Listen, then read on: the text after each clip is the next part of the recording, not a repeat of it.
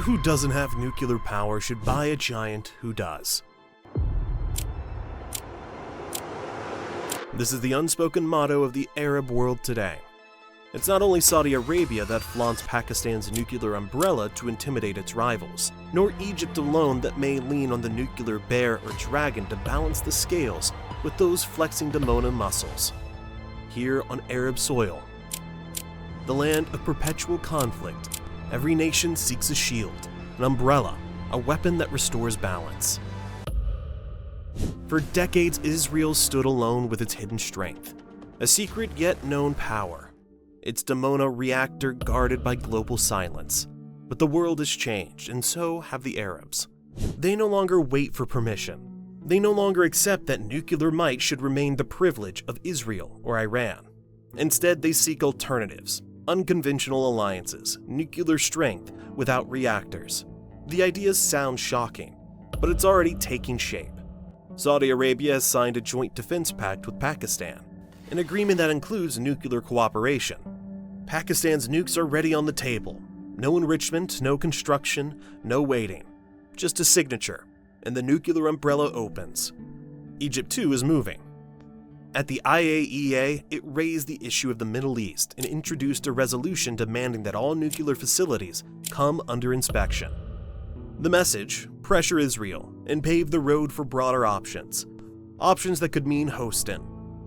Meanwhile, Algeria looks toward Russia and China, Morocco toward the US, and the Gulf balances between Washington, Beijing, and Moscow. A new era is being drawn, one where the power lies not only with those who own nukes, but those who know how to host them. And this journey will break the map apart. How Egypt boxes in Israel without a bomb, how Saudi Arabia readies deterrence through Pakistan, and who among the Arabs joins the race for nuclear umbrellas. Let's begin with Egypt, rising, assertive, not content with deploying its forces and equipment in Sinai before Israel's eyes, but confronting it with words as well. In Vienna, inside the IAEA halls, a resolution was raised. No discrimination, every facility under one inspection regime, even Dimona.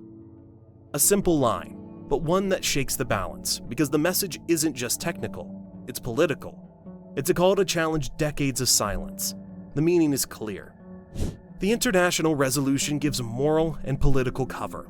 120 countries nodding in approval, a global legitimacy that now obliges Israel. But what good is a resolution if the hidden truths remain locked away? Here, the calculations begin to shift. First comes diplomatic pressure. Long hours of statements, documents, and appeals meant to show that the current status quo is unacceptable. Second, the umbrella. External pacts that grant guarantees. You might not build the bomb, but you know a friendly hand is holding it. It's a quiet form of power, invisible but real. Third, hosting. When your soil becomes a platform, not for manufacturing bombs, but for positioning them, for launching capability under the eye of an ally, the game changes completely. Those who think power is measured only in reactors are mistaken. The map is moving. Satellite images, new buildings, sensitive zones, signs and signals interpreted in Cairo's command rooms. Egypt reads them and responds, politically, legally, militarily, as the moment demands. The outcome? A flexible deterrent, multi-layered defense, because Israel soon won't be alone in the nuclear sky. But such transformation is never without risk. Each move carries misjudgment. Each deal holds the change of escalation. Each umbrella could be misread and lead to miscalculation. Of course, Egypt knows this. It weighs each step and prepares, and when words no longer shape the game, Cairo will. If the rules won't change, we will change them, Egypt seems to say. And so Egypt will host, not as a manufacturer, but as a platform, politically, militarily, through understanding and coordination. First, the Pakistani umbrella, Islamabad, says its doors are open, and Riyadh is only the beginning. What we have will be available to Saudi Arabia, declared Pakistan's defense minister, a single line that sent shockwaves across the region. The meaning? Nuclear deterrence within a defense alliance, a mutual shield, a shared trigger, possibly including quick deployment or limiting positioning under the Pakistani control. Second, the Russian option. Moscow, the traditional player, offers equipment and influence. The arrangement could mirror Cold War patterns, hosting or joint oversight under Russian cooperation. In return, Russia gains political and military leverage in the Mediterranean. Egypt gains deterrence. Israel faces a new reality in its neighborhood. Third, the Chinese path. Beijing builds infrastructure. For a price, political and economic, here the potential is not direct nuclear sharing but logistical, missile, or satellite cooperation. Integrated capabilities that change the equation. China doesn't export nukes, but it opens doors for those who can host the tools of deterrence. The result? Egypt's playbook widens. Every choice carries value. Every value redraws the map for dominance. And no secret lasts forever, but clever arrangements restore balance. As for Saudi Arabia, it moved first, because time waits for no one and the region burns. From Islamabad came the announcement, a defense pact covering everything, even the nuclear dimension. The Pakistani defense minister said it plainly. What we have will be available to Saudi Arabia. One sentence, enough to alarm the world. The meaning? Nuclear deterrence, without a reactor, without enrichment, without waiting years.